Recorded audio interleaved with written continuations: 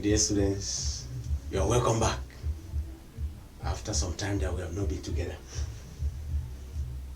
We are happy that we are back, and we know that the country has been hit with the coronavirus pandemic, and I hope that you are taking the necessary hygiene measures in order to keep yourself safe from the virus. We have some work that we are doing, and I realized that with this work some people are doing, some we are not doing. I want to appreciate those who are making efforts to do the work, and some of you are giving difficulties that you are facing, but that notwithstanding, you have to make sure that you work. I also know the fact that some people, when they had difficulties, they were able to channel for clarifications. That was signs that you are working. We started an introduction of the topic transport in animals. And when we talk about animals in this case, we are looking at two groups of animals.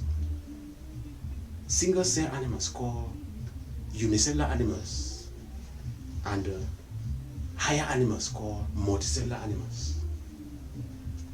And transport here involves movement of substances from one part of an organism to another. So with single cell organisms, we discover that these are organisms with a large surface area. For example, amoeba. They have a large surface area to volume ratio, and for substances to move in and out of that organism is easier simply by diffusion. But in higher animals made up of many cells, we discover that for substances to move from one part of the organism to another, from one part of the cell to another, it requires a transport medium. And the transport medium in this case, we are talking about blood. Blood as a transport medium. What is blood in this case? Can somebody say what blood is? Yes, somebody say blood is a red liquid. Yes, it's a red liquid, but when you cut your hand, you find that blood is coming out as a red liquid. But we discover that this blood is not only red liquid. We call it a liquid tissue because it is made up of cells. We know that a tissue is made up of a group of specialized cells. So blood is a tissue because it's made up of cells. And which are these cells that make up blood? Yes, somebody say red blood cells. Another person? White blood cells. Yes. Which other one? There are three. Platelets. That's good. We have three blood cells. And if we look at blood itself, we see that blood has two components. The non-cellular components and the cellular components. The blood cells we have just mentioned, they make up the cellular component. Then what is the non-cellular component? The non-cellular component is what we call plasma. This plasma contains water and other dissolved substances. It contains water and other dissolved substances. It makes up about 55% of blood. Equally, in what you are writing, the assignments you are given, the exercises you are given, you are to come out with the differences between the red blood cells and the white blood cells. The red blood cells and the white blood cells. With these red blood cells and the white blood cells, can we give some of the differences we came across? The red blood cells and the white blood cells. Yes, somebody said the red blood cells, red in color. Yes, red in color. White blood cells, colorless.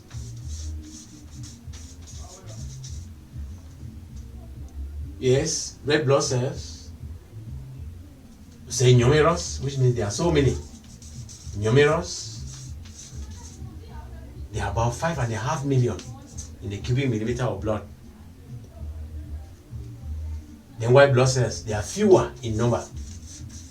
Fewer in number, about 5,000 to 10,000.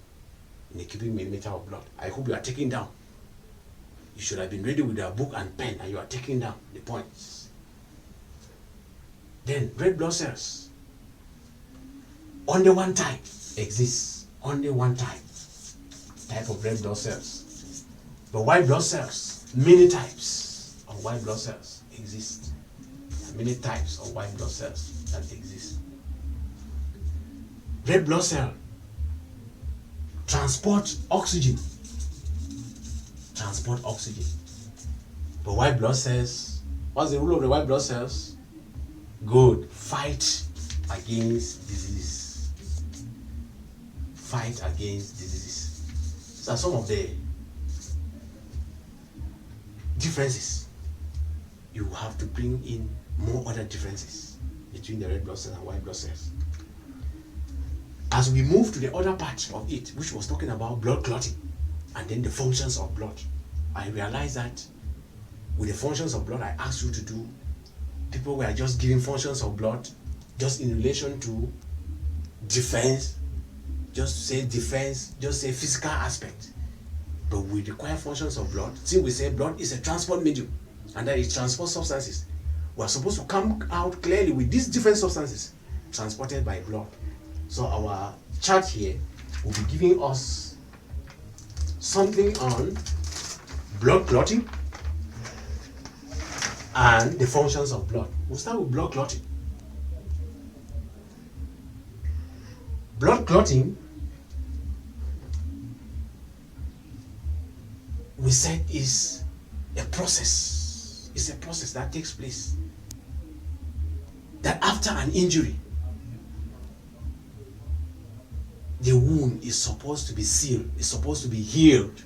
So it's a healing process carried out by the blood cells called platelets.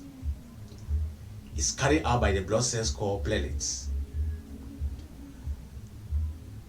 And the platelets, when they adhere in that area, they produce an enzyme called thrombokinase. This enzyme called thrombokinase breaks down plasma protein, prothrombin, to thrombin. Then thrombin in turns break down fibrinogen to fibrin. Fibrin now forms a network of fibers, thread-like network that helps to seal the wound and prevent further loss of blood. It should be noted that equally this process of blood clotting is speeded up, is made faster by the presence of mineral ions such as calcium ions. And you also note that blood from which fibrinogen and other blood cells have been removed. What name do we give to that type of blood or that type of fluid? Which blood cells and fibrinogen and other blood cells have been removed? Can somebody think of it? Nobody's thinking. We call it serum. We call it serum. It's called serum. Blood from which fibrinogen and other blood cells have been removed is called serum. So you take note. Then under the functions of blood, like we mentioned, most of the functions of blood are transport functions. But that notwithstanding, when our blood transport, it plays a key role in homeostasis. Homeostasis here, we are talking of maintaining a constant internal environment to keep the body functioning. Equally in defense, we have transport of digested food. We know that during digestion, what happens? Food material is transported after being digested. After digestion, the food material is absorbed in the ileum and then to the liver, from where it is distributed to all parts of the body for growth and repairs. Then we have transport of oxygen. Oxygen is required by all living cells for respiration, and respiration is the process that releases energy that we require for growth. And this oxygen is always transported by hemoglobin. Then we have transport of carbon dioxide. We know that carbon dioxide is a waste product. It's a metabolic waste product from tissue respiration. And it's also transported by hemoglobin. It's transported to the lungs and then sent out of the body during expiration. Transport of nitrogenous waste products. Here we are talking of products like urea and uric acid. These products are transported from the liver where they are produced, either to the kidney where they are passed out in urine, or through the skin in sweat. Transport of white blood cells. We have seen that these white blood cells help to fight diseases, to keep the body healthy. That's the role of the white blood cells. And these white blood cells, like you have seen formerly, there are two types. The granulocyte and the agranulocyte. You need to get back to that work and make a revision. Transport of hormones. We say a hormone is a chemical substance that is secreted by particular glands in the body. We call them the Douglas glands of a system called the endocrine system. And these hormones are always produced and sent to target organs where they carry out their effect. One of the hormones here is insulin. It helps to regulate blood sugar in the body. It's called insulin. There are many other hormones. We have reproductive hormones and many other hormones in the body. Distribution of heat. We know that the body needs heat. The body's temperature needs to be regulated. This is one of the aspects.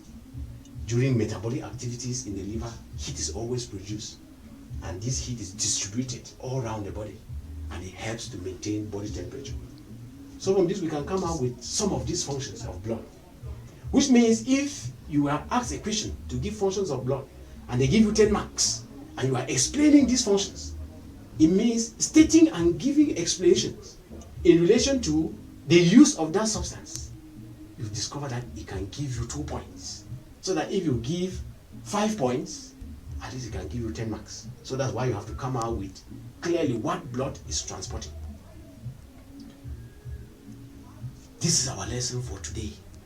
And I want to call on you to put down these functions of blood very well. For mechanism of blood clotting, it's just to add to what we have said, to what you had already. But come out with these functions of blood clearly. Any problem, you always write and send for clarification. Like I said, some of you always try to find out when you get missing. That's always good. I want to wish you a good time. Make sure that you are safe from this coronavirus. And have a nice day. Thank you, Mr. Bonsisi. Signing off.